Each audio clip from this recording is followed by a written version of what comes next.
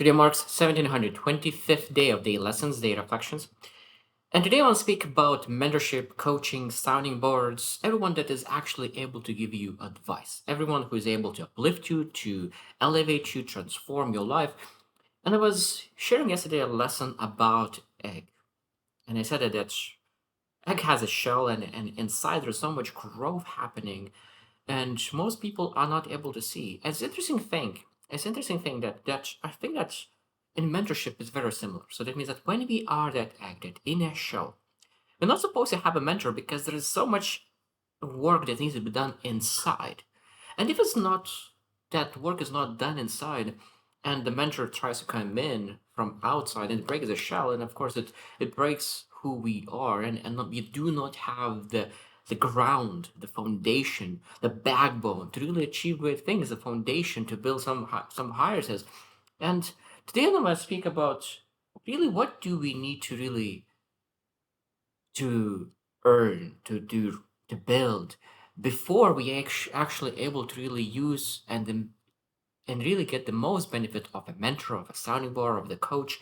And I think that's such an important topic because I used to have in the past mentors. I was mentored by myself, and I learned that sometimes that I was asking like why some mentorships are so effective and some is not. And I think that this is a part is that really how much we have developed within ourselves. And that's, I think, is a big separation. I'll today will share what are those probably the key aspects that we really need to reflect on and build so we're able to really get everything from that coaching, mentorship, or sounding board whatsoever.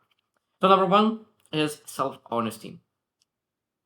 That means that we can have an amazing mentor, amazing coach, amazing person who is really potentially could guide you.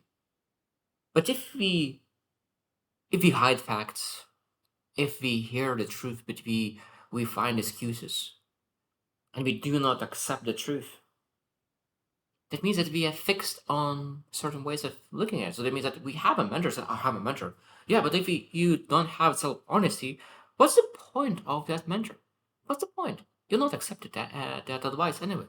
You will distort that advice. You will really find how to really adjust that advice that really fits your narrative, fits your self comfort level. So without self honesty, it's very, very hard to really maximize the benefit of a mentor, of a coach. So it means that this is again one thing that needs to be done within yourself. Develop self honesty and be able to accept the truth that it is. Because without self honesty, feedback becomes just a noise. Number two is execution.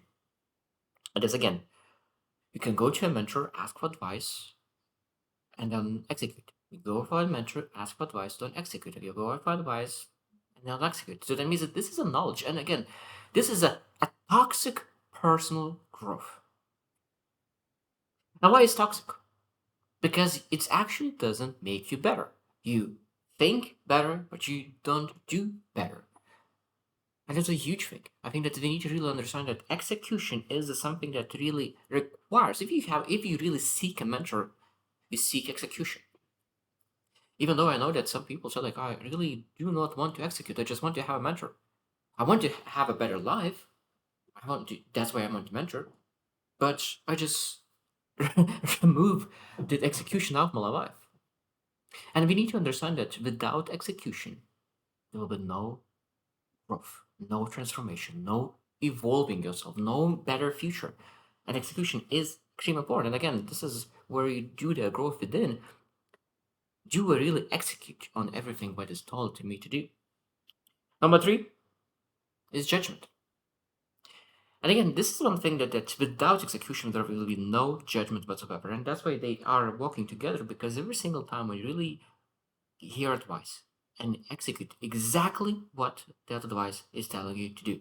Now you're able to really have better judgment on advice, how fast you need to execute, in what way. Like there's so many judgment areas that you can really learn just to really by executing. Because judgment is earned. Advice is borrowed, but judgment, understanding what advice is really extremely beneficial, what advice is good, because advices are not equal as well. Some advices are good, some advices are great, some are extremely good. And then, of course, that when we have a judgment, we're able to really say that, like, those advice are, you gave me like three advices, so or 10 advices. So, okay, I will allocate my energy into the best of best of the best. So, because I have a judgment, so allocate my priority time, non negotiable time to the things that are the best. And that's again earned by really executing, understanding what it is, because you're not able to understand what is great advice just just by getting few advice and not executing them. Number four is reflection. And this again, this is again everything intertwined because judgment and reflection always works together as well. Execution, judgment, reflection always works together because that means that when you really take advice and you execute on that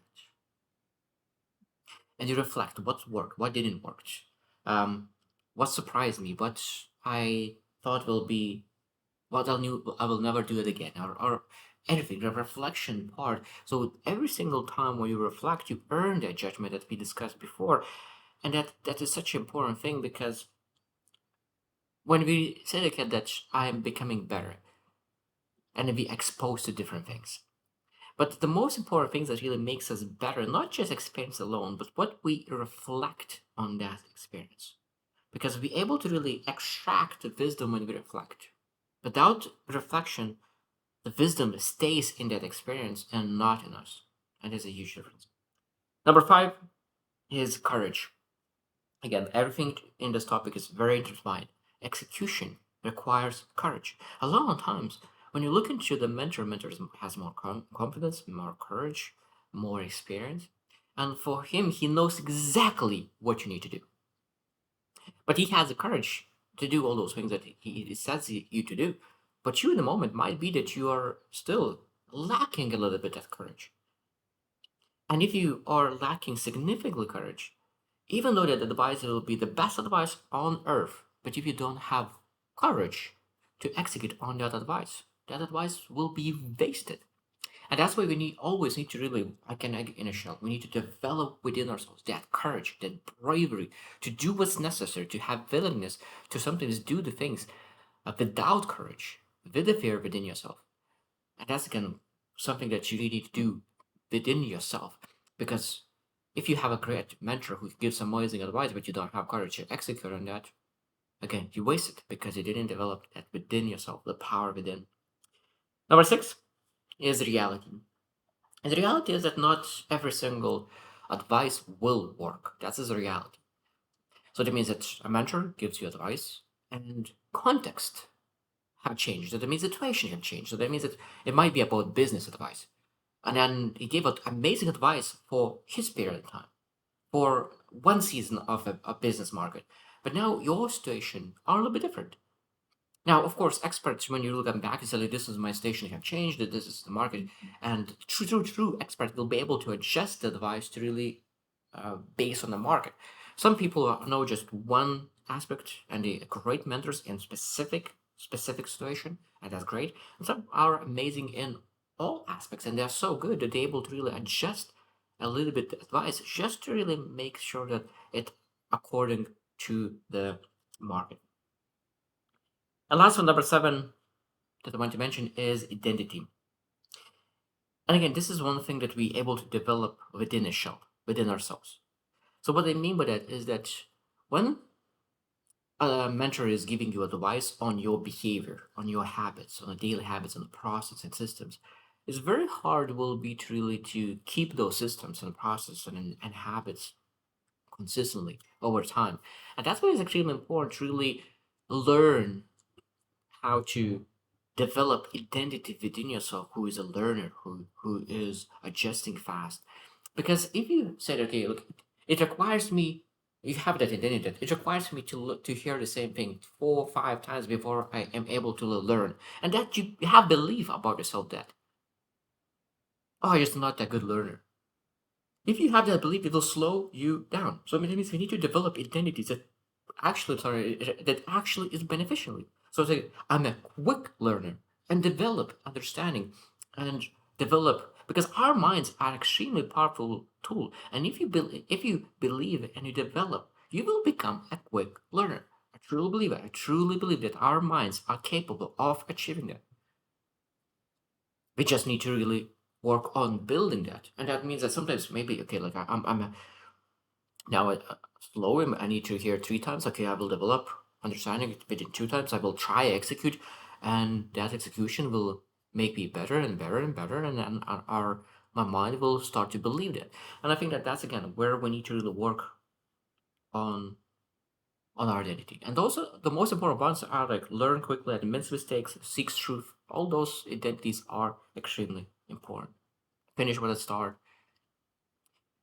And I was so excited about speaking about that. I was speaking very fast for this topic, but it's such a beautiful topic. You need to develop within before you actually going and getting some input from outside. Because if you're trying to get input while you're still in the eggshell, that input will bounce off of you and you're not able to really get the most out of it. So I hope you choose to win and see you tomorrow.